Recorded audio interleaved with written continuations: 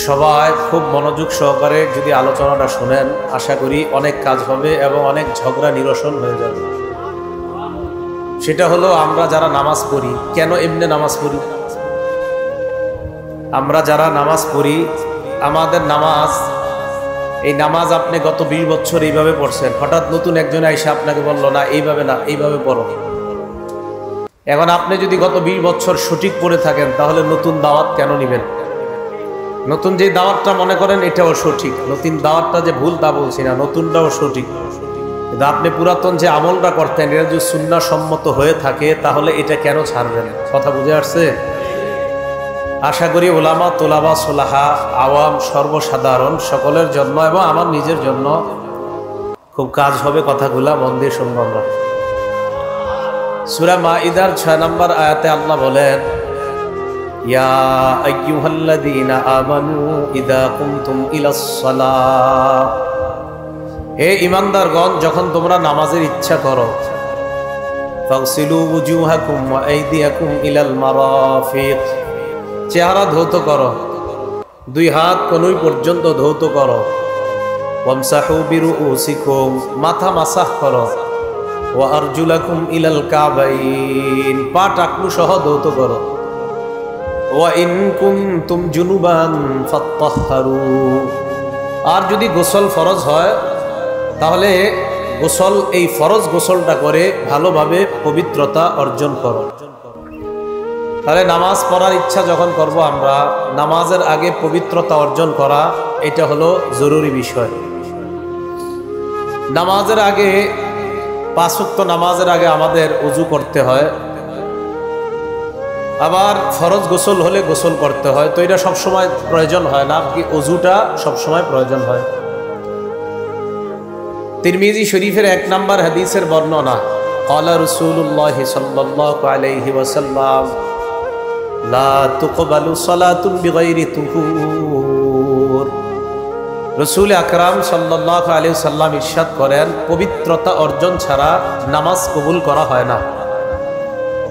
তিরমিজি শরীফের 2 নম্বর হাদিস, ক্বালা রাসূলুল্লাহ সাল্লাল্লাহু আলাইহি ওয়াসাল্লাম, ইযা তাওয়াদ্দাআল আবদুল মুসলিমু আওয়াল মুমিনু, রাসূল আকরাম সাল্লাল্লাহু আলাইহি ওয়াসাল্লাম বলেন, কোন মুসলমান অথবা ইমানদার যখন ওযু করে, ফাগসালা ওয়াজহা, যখন ওযু করার সময় চেহারা ধৌত করে, খরাজা মিন ওয়াজহিহি কুল্লু খাতিআতিন নাযারা ইলাইহা বিআইনাইহি, এই 2 চোখ দিয়া যত গুনাহ করে, চেহারার এই পানিগুলা যখন পড়ে, মা আল মাই আও মা আখিরি কতরিল মা, এই শেষ ফোঁটা পানির সাথে এই নজরের গুনাহগুলা ঝরে পড়ে যায়। এই জন্য চেহারা যখন আমরা ধৌত করব ওযুতে, গুরুত্ব সহকারে এই আমলটা করা। ওয়া ইযা গাসালা ইয়াদাইহি, বান্দা যখন 2 হাত ধৌত করে, আল্লাহ নবী বলেন, সুম্মা গাসালা ইয়াদাইহি, হাত যখন 2টা ধৌত করে, খরাজা কুল্লু খাতিআ মিন ইয়াদাইহি বাতাশাতহা ইয়াদা,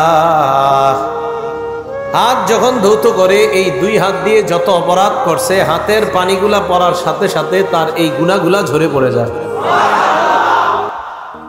তিরমিজি শরীফের 3 নম্বর হাদিস, ক্বালা রাসূলুল্লাহ সাল্লাল্লাহু আলাইহি ওয়াসাল্লাম, মিফতাহুস সালাতি আত-তুহুর, আল্লাহ নবী বলেন, নামাজের চাবি হলো পবিত্রতা অর্জন করা। নামাজের চাবি হলো পবিত্রতা অর্জন করা। মনে রাখবেন, পবিত্রতা অর্জন করা একটা আমল, ওযু করা একটা আমল। আজকে থেকে একটা হাদিস সবসময় মনে রাখবেন, আমরা জীবনে যত আমল করি, এই আমলটা যেন সুন্দর করে করি, এটা আল্লাহ পছন্দ করেন।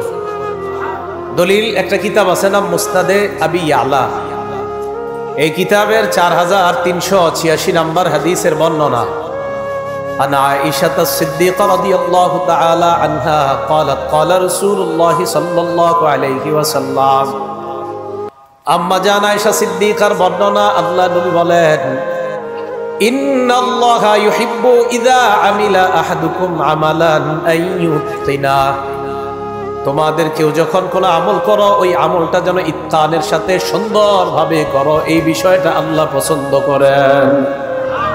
আমল সুন্দরভাবে করা, এটা আল্লাহ পছন্দ করেন।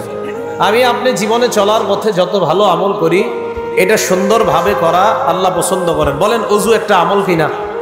এই জন্য অজু যেন সুন্দরভাবে করেন, এটা নবীজির নির্দেশ। দলিল সহিহ বুখারী ৬২৯০ নাম্বার হাদিসের বর্ণনা। ক্বালা রাসূলুল্লাহি সাল্লাল্লাহু আলাইহি ওয়াসাল্লাম, আল্লাহ নবী বলেন, ইযা কুমতা ইলাস সালাহ, যখন তুমি নামাজের ইচ্ছা পোষণ করবা, ফাসবিগিল ওযুআ, তখন পরিপূর্ণ রূপে সুন্দরভাবে ওযু করবা। নামাজের ইচ্ছা পোষণ করবা, সুন্দরভাবে পরিপূর্ণ ওযু করবা। তাহলে হাদিসে নবী পরিপূর্ণ বললেন। এখন আপনাদের প্রশ্ন, হুজুর পরিপূর্ণ ওযু কাকে বলে এটা জানতে চাই।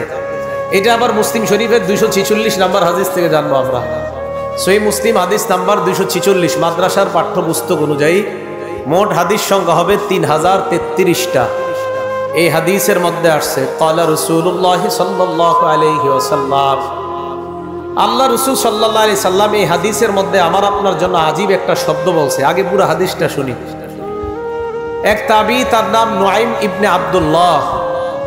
এই নুআইম ইবনে আব্দুল্লাহ উনি বর্ণনা করেন, উনি বলেন, রাআইতু আবু হুরায়রা রাদিয়াল্লাহু তাআলা আনহু ইয়াতাওয়াদ্দা, আমি আল্লাহর নবীর সাহাবা আবু হুরায়রাকে ওযু করতে দেখলাম। আবু হুরায়রাকে আমি দেখলাম, ফাগসালা ওয়াজহা, উনি যখন ওযু করে, ফাসবাগাল মা, চেহারা উনি ভালোভাবে ধৌত করে, উত্তম ভাবে ধৌত করে। এরপর বলেন, সুম্মা গসালা ইয়াদাহুল ইউমনা ফাআশরাআ ফিল আদুদ, ডান হাত বাহু পর্যন্ত, বাহু সহ সুন্দরভাবে ধৌত করে। ওয়াদাহুল ইউসরা ফাআশরাআ ফিল আদুদ, বাম হাত বাহু পর্যন্ত সুন্দরভাবে বাহু সহ ধৌত করে। সুম্মা মাসাহা রাসা, মাথা মাসহ করে। সুম্মা গসালা রিজলাহুল ইউমনা ফাআশরাআ ফিস সাক, পায়ের নালা সহ ভালোভাবে ধৌত করে। ওয়ারিজলাহুল ইউসরা ফাআশরাআ ফিস সাক, বাম পায়ের নালা সহ ভালোভাবে ধৌত করে। আবু হুরায়রা রাদিয়াল্লাহু তাআলা আনহু এইভাবে ওযু করার পর সামনে যারা, তাদেরকে বললেন, হাকাযা রাআইতু রাসূলুল্লাহি সাল্লাল্লাহু আলাইহি ওয়াসাল্লাম ইয়াতাওয়াদ্দা, আমি যেইভাবে ওযু করলাম তোমাদেরকে দেখাইলাম, আল্লাহর নবীকে অবিকল এইভাবে আমি ওযু করতে দেখেছিলাম। আমি নবীজিকে দেখছি এইভাবে ওযু করে। ঘটনা শেষ হয় নাই, হাদিস শেষ হয় নাই। আবু হুরায়রা বলেন, সুম্মা ক্বালা রাসূলুল্লাহি সাল্লাল্লাহু আলাইহি ওয়াসাল্লাম, এরপর আল্লাহ নবী বলেন, আনতুমুল গুররুল মুহাজ্জালুনা ইয়াউমাল কিয়ামা মিন ইসবাগিল ওযু, পরিপূর্ণভাবে ওযু করার কারণে, পরিপূর্ণভাবে হাত, চেহারা, পা গুলা ধৌত করার কারণে কিয়ামতের ময়দানে তোমাদের হাত, পা আর চেহারা, এই অঙ্গগুলা, ওযুর অঙ্গগুলা কিয়ামতের ময়দানে কোটি কোটি মানুষের মাঝে চকচক করতে থাকবে, এইভাবে জ্বলতে থাকবে। অন্য বর্ণনায় সাহাবারা বললেন, ইয়া রাসূলুল্লাহ, কিয়ামতের ময়দানে আমাদেরকে আপনি কিভাবে চিনতে পারবেন? আল্লাহ নবী কয়, তোমরা ওযু করার কারণে ওযুর অঙ্গগুলা কিয়ামতের ময়দানে এমন চমকাইতে থাকবে, আমি দেখলেই চিনতে পারবো এগুলাই হলো আমার উম্মত। ওযু সুন্দরভাবে করা, এখন থেকে যে নামাজের আগে কোনো মতে ওযু করা, বাস মাইরা দিলাম, এরকম যেন না হয়। সুন্দরভাবে ওযু করা।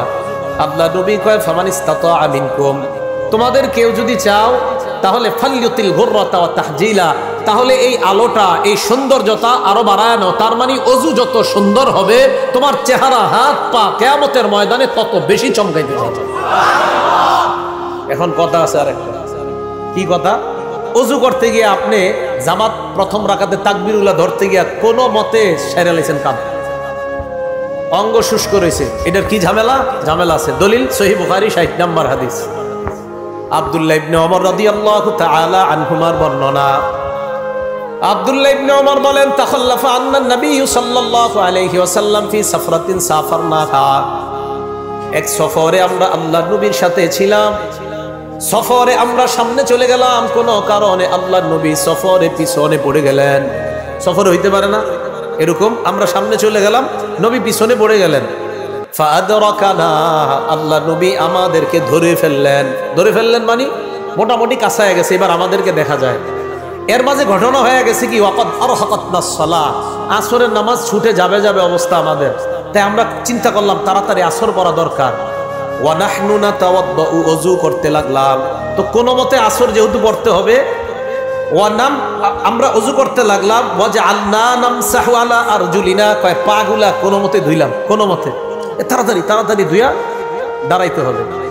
আল্লাহ নবী আমাদের কি পিছন থেকে দেখলেন না, দা বিআলা সাউতিহি, জোরে ডাক দিলেন, এই এভাবে জোরে ডাক দিস, ওয়াইলুন লিল আকাবি মিনান নার, ওয়াইলুন লিল আকাবি মিনান নার, ওয়াইলুন লিল আকাবি মিনান নার। নবীজি একবার দুইবার, হাদিসের বর্ণনায় দুইবার বা তিনবার বললেন যে অঙ্গগুলা ধৌত করা হয় নাই এইগুলা জাহান্নামে, পায়ের পিছনে তোমাদের শুকনা রয়েছে, এই শুকনা অঙ্গগুলা জাহান্নামে, পায়ের পিছনে শুকনা রয়েছে, শুকনা অঙ্গগুলা জাহান্নামে। নবী সাল্লাল্লাহু আলাইহি সাল্লাম বললেন, তাড়াহুড়া করে যে ওযু করলা, পায়ের পিছনে তো শুকনা রয়ে গেছে, এটা জাহান্নামে যাবে। তো পা যদি না ধোয়ার কারণে জাহান্নামে যায়, জাহান্নামে কি শুধু পায়ের ওই অংশ যাবে না পুরো বডি যাবে?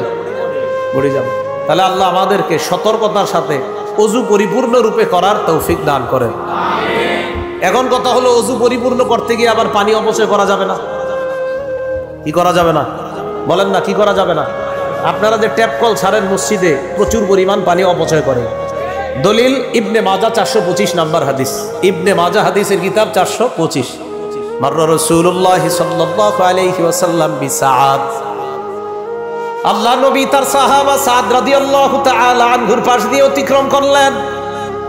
সাদ রাদিয়াল্লাহু তাআলা আন ওযু করতেছিলেন, আল্লাহ নবী তাকে বললেন, মা হাদা সারফু ইয়া সাদ, এ সাদ ওযুর মধ্যে এত অপচয় কেন করো? হযরতে সাদ জবাব দিলেন, ইয়া রাসূলুল্লাহ আফিল ওযু ইসরাফ, হুজুর ওযুর মধ্যেও কি অপচয় হয়? আল্লাহ নবী জবাব দিলেন, নাম ওয়া ইন কুনতা আলা নাহরিন জার, প্রবাহ বা নদী সমুদ্রের মধ্যেও যদি ওযু করো আর যদি বেশি পানি খরচ করো, এটাও অপচয়। সমুদ্রে আপনি ওযু করলেন, সমুদ্রে কি পানি শেষ হবে? নবীজি কয়, সমুদ্র নদীর মধ্যেও যদি ওযু করো আর এই ওযুতেও যদি তোমার পানি বেশি খরচ হয়, এটাও অপচয়। তাহলে ট্যাপ কল দিয়ে যারা ওযু করেন, এটা সতর্কতার সাথে ওযু করা।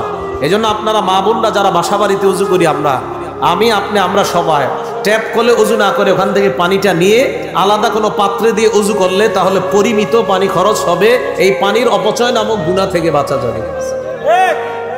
আল্লাহ আমাদেরকে বুঝার তৌফিক দান করেন। এখন আপনি ওযু করলেন, ওযু করার পর কি দোয়া পড়বেন? আপনি চাইলেই ওযু করার সাথে সাথে জান্নাতের 8টা দরজা খুলতে পারবেন।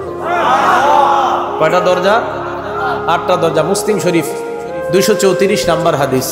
ক্বালা রাসূলুল্লাহ সাল্লাল্লাহু আলাইহি ওয়াসাল্লাম, আল্লাহ নবী বলেন, মা মিনকুম মিন আহাদিন ইয়াতাওয়াদ্দা, তোমাদের কেউ যখন ওযু করবা, ওযু করার পর ফায়ুবলিগুল ওযুআ আও ইউসবিকুল ওযুআ, পরিপূর্ণ রূপে ওযু করবা, করার পর সুম্মা ইয়াকুল, এরপর তোমরা পড়বা, আশহাদু আল্লা ইলাহা ইল্লাল্লাহ ওয়া আন্না মুহাম্মাদান আবদুহু ওয়া রাসূলুহু, এটা বললেও হবে। আর আপনারা যেটা পারেন, ওয়া আশহাদু আন্না মুহাম্মাদান আবদুহু ওয়া রাসূলুহু, এটা বললেও হবে। এরপর পড়বেন, আল্লাহুম্মা জাআলনি মিনাত তাওয়াবিনা ওয়া জাআলনি মিনাল মুতাতাহহিরিন। নবীজি বলেন, ইল্লা ফুতিহাত লাহু আবওয়াবুল জান্নাতিস সামানিয়া, এই দোয়াটা কালিমায়ে শাহাদাত পড়তে দেরি সাথে সাথে আল্লাহর জান্নাতের 8টা দরজা খুলে দেওয়া হয়। নবীজি বলেন, ইয়াদখুলু মিন আইয়িহা শা, সে যেই দরজা দিয়ে মন চায় ওই দরজা দিয়ে জান্নাতে প্রবেশ করবে।